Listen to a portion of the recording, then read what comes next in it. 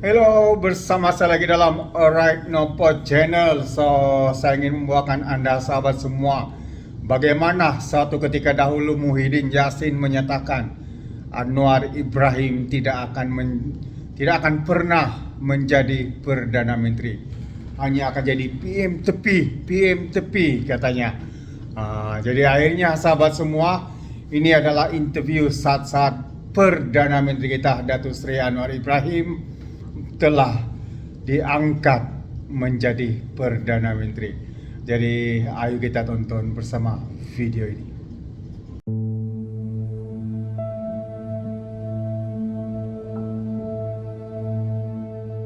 Welcome to 101 East on Al Jazeera. We are speaking with Malaysian Prime Minister Anwar Ibrahim. Thanks very much for your time. It's been a long, winding road to you finally becoming the Prime Minister of Malaysia. After all the ups and downs, how has it changed you as a person? It's not winding, it's turbulent. Turbulent, yeah, that's a good way to put it as well. Yeah. But how has it changed you as a person? No, you're mature, you have to remain cool, composed, and do what is right. I'm no longer the opposition leader, and you have to deliver. And it requires a lot of patience. I'm more tolerant to criticisms, but more important, I'm enjoying. Was there a point where it was so depressing that you thought this day would never come? Well, with the night I was badly assaulted, I think that point in time, I wasn't thinking about governance or, politics. I was thinking of my parents, Aziza, and the family. And I thought because of the severity of the attack, I thought I would not survive. Having gone through all that, has it changed how you make decisions today? Yes, you are more determined to follow through the policies, the principles, the ideals. But at the same time, you're more patient. After all, whatever decision you make would be controversial.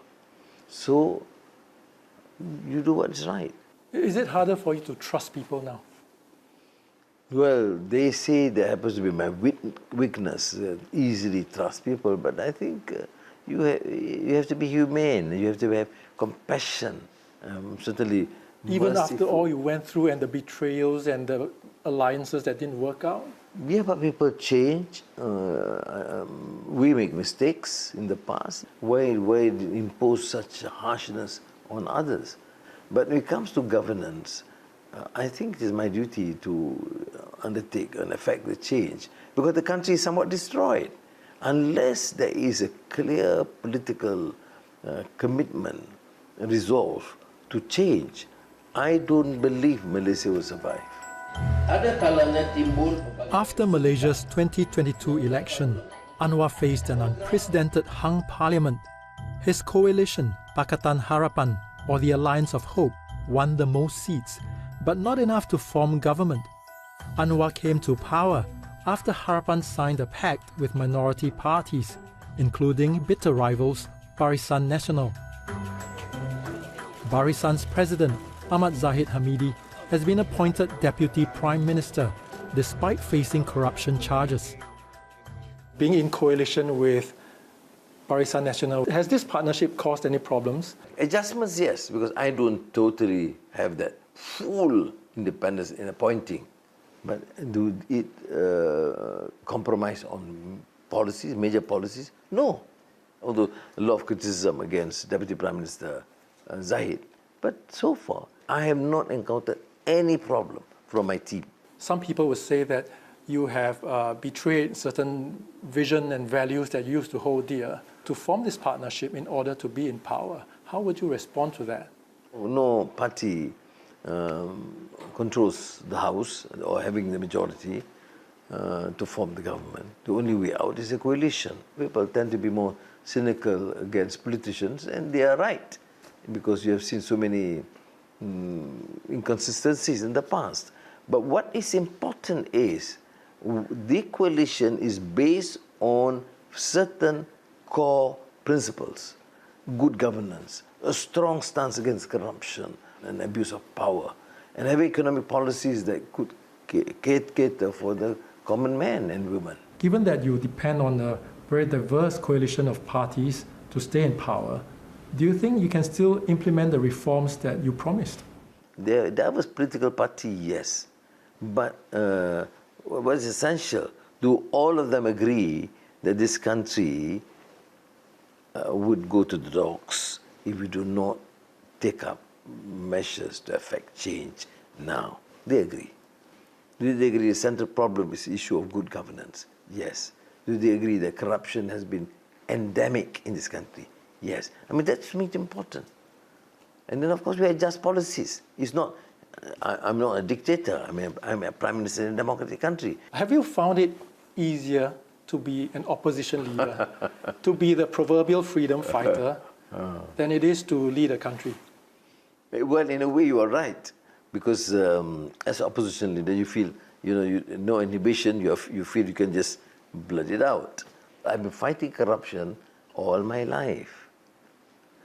But now, I can make sure that the anti-corruption agencies is more effective, more determined to act against the corrupt.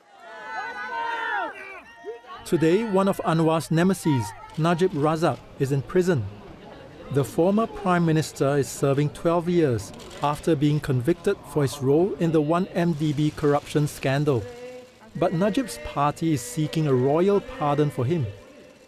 How did you feel when your nemesis and former Prime Minister Najib Razak was convicted for his role in the 1MDB financial scandal and sentenced to 12 years in jail? My response was, you have to respect the rule of law and the judicial independence. I mean, personally, of course, you shouldn't rejoice at the suffering of others. I have made sure that the prison authorities give him, reasonable protection and facilities, even those who not accorded to me.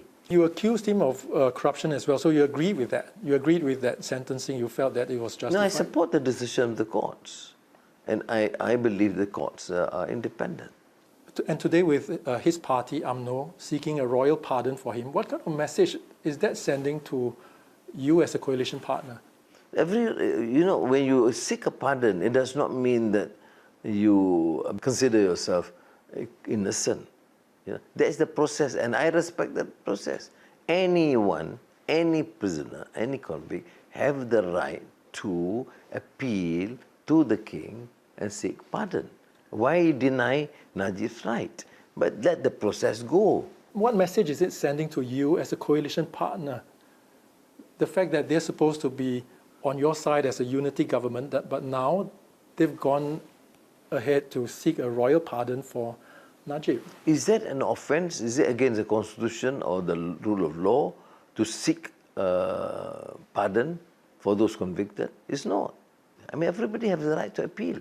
They go through the process. When asked, I happen to be in the board, in the pardons board, because by my virtue of being in charge of the federal territory. Is there a conflict of interest there then? There's no conflict. I will look at the process. I've read the appeal by the UMNO, and my response is they have every right to appeal. I shouldn't prejudice the case. Have you thought about how that would affect your supporters, how they view you? Why should it affect? Anyone can seek a pardon, innocent or guilty.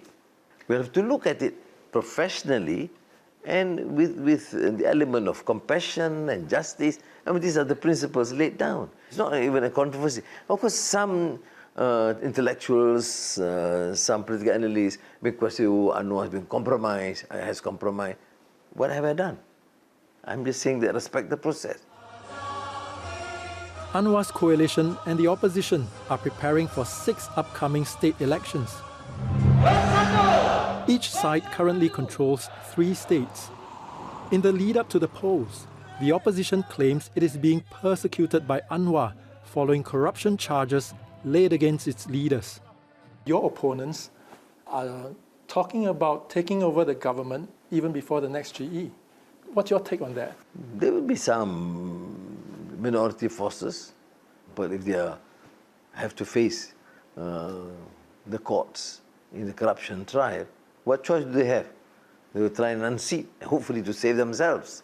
But there is no indication, no serious challenge until now. We got the 2/3 majority. What do you think is the greatest challenge to your government's stability today?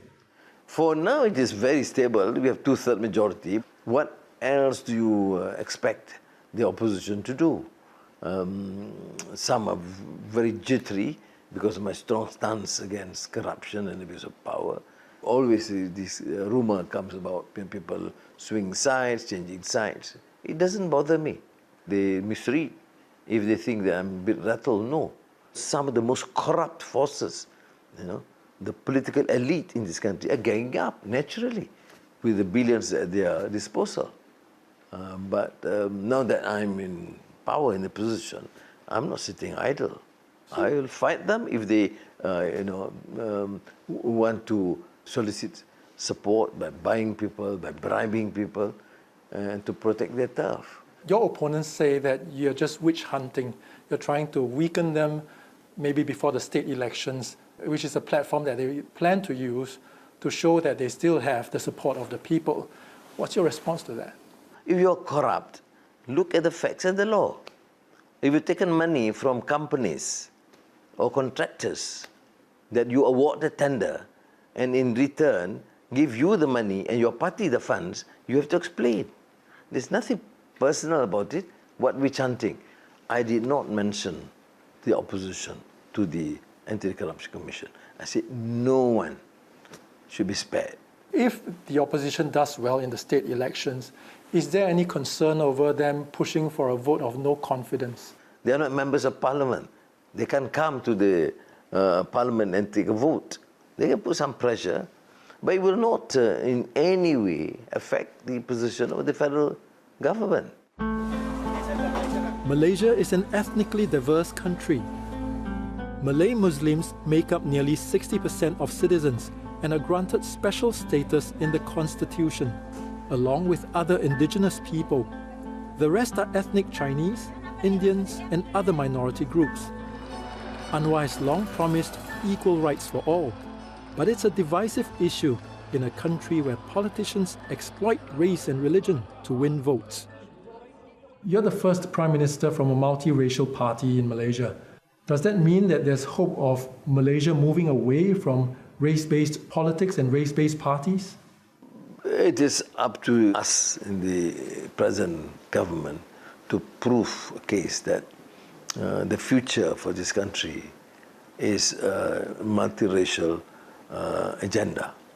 There are concerns about the issue of poverty of the Malays, but the solution is not race-based. Poverty is just poverty. The vast majority are Malays, but there are pockets among the ethnic Indians and a small number of Chinese. I would not profile them according to race, but profile them according to their earnings. So you're committed to move on from the affirmative action based on race to make it based on needs? Yeah, I mean, very clear. Is that still a priority? Yes, of course. This approach would help the Malays more than the race-based policies, because the race-based policies have been proven to be used by the few elites and their cronies to benefit themselves. Anwar's opponents are an alliance of conservative Malay Muslim parties, strident about communal politics. The upcoming state polls will show if Anwar can strengthen his Malay support base and stem the rise of conservative Islam. As a politician, you were known to be someone pushing for reform values. You espoused equal rights for all races and religion. Now, the Constitution protects the special position of Malays and Islam. That runs contrary to the idea of genuine equality for all races and for everyone. So how do you go about actually implementing policies that are fair for all? You swear as President of the United States on the Bible. Does it mean that therefore you disallow those who believe in the Quran? I mean, there's a system, you accept it as a reality. What is forbidden is, of course, to use that to discriminate and undermine the rest. I'm blessed to be a practicing Muslim. I fast, I pray, but why must it be seen to be divisive? Unless you take up policies or in your rhetoric, you continue to abuse or discriminate, which I will not do. And this administration, we made it very clear. We protect the sanctity of our belief, our religion, but we are Malaysians. And how do you apply it by way of policies, though? The devil is in the details. Even your opponents talk about the inclusivity. So how do you apply it? Inclusivity by a Malay party who talks about Malay policies and use every occasion to attack us as being multiracial and liberal to the rest. That's not inclusivity, that's hypocrisy. Our inclusivity, which means, okay, I go and pray in the mosque. Does it contradict? No. I say, you want to pray in the church, you should have all the freedom. What's the difference between your approach to Islam compared to that of your political opponents? It has been there for 1,000 years between the more extreme fanatics. I'm not calling all of them extreme and fanatics, some are quite reasonable, but I'm thinking the trend is worrying. One of your ministers tried to have a youth program whereby people of different faiths visit other places of worship, and that wasn't taken very well. There was a lot of backlash by Islamic authorities, and that program is now canned. What is your take on that program? Like that? Not necessarily a wise program. Why do you go and excite people unnecessarily? At the time when people are a bit apprehensive, not only in Malaysia, worse in Europe these days. I think we should be more circumspect to not allow issues like this to be abused or used, exploited by the opposition who are desperate. People are worried about the growth of conservative Islam in Malaysia. Why do you think that's the case, and what can be done about it? It is a quite universal phenomena in most Muslim countries. I think we should address it with reason. We should be a bit forthright in this. I'm countering many of their arguments, even in Parliament. If you transgress issues like using racial card and religious card to divide people, we'll go hard against you. The need to connect with Malaysia's young is vital for Anwar. Half the voters nationwide are below 40 years old. Baby, aku ada type.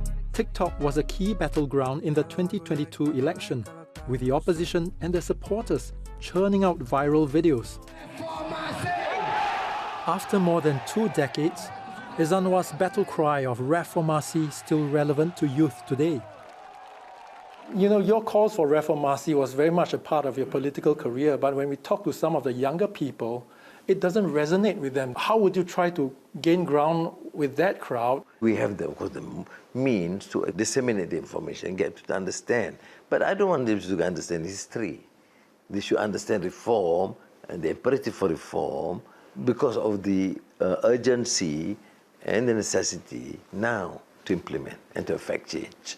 My message to them, as I felt when I was young, we have a role. Do your best. Save this country and seek the truth. What kind of legacy do you hope to leave behind as a Prime Minister? My old teacher used to tell me, do what is right and do your best. And then he continued laughingly and said, and damn the rest. So I said, I'm going to exclude that part. I'm just saying, do what is right and do your best. And let the future que sera, sera. Well, that's all the time we have. Thanks very much for your time, Prime Minister Anwar Ibrahim. Thank you. It's a pleasure. Thank you.